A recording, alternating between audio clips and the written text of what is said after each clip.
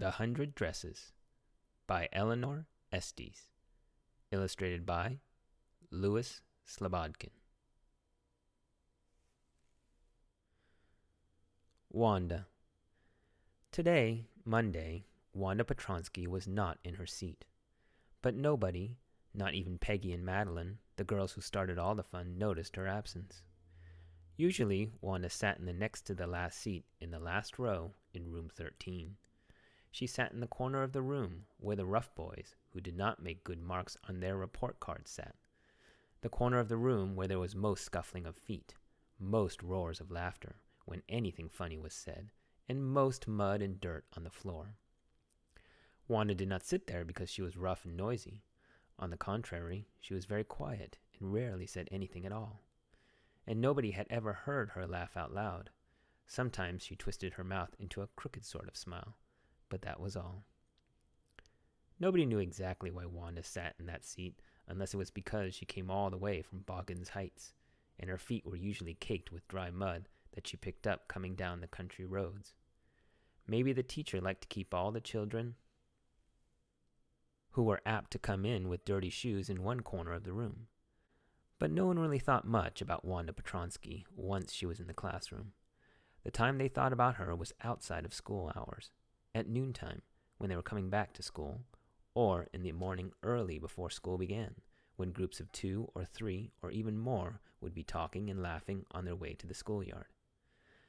Then sometimes they waited for Wanda to have fun with her. The next day, Tuesday, Wanda was not in school either, and nobody noticed her absence again, except the teacher and probably Big Bill Byron, who sat in the seat behind Wanda's and who could now put his long legs around her empty desk, one on each side, and sit there like a frog, to the great entertainment of all in his corner of the room. But on Wednesday, Peggy and Maddie, who sat in the front row, along with other children who got good marks and didn't track in a whole lot of mud, did notice that Wanda wasn't there. Peggy was the most popular girl in school. She was pretty. She had many pretty clothes, and her auburn hair was curly. Maddie was her closest friend. The reason Peggy and Maddie noticed Wanda's absence was because Wanda had made them late to school. They had waited and waited for Wanda to have some fun with her, and she just hadn't come. They kept thinking she'd come any minute.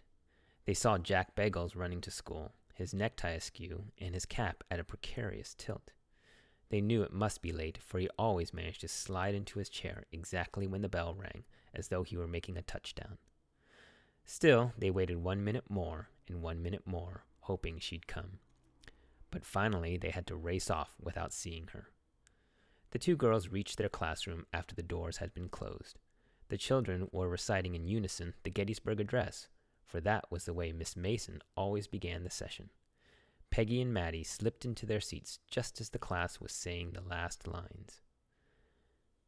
That these dead shall not have died in vain, that the nation shall, under God, have a new birth of freedom, and that government of the people, by the people, for the people, shall not perish from the earth.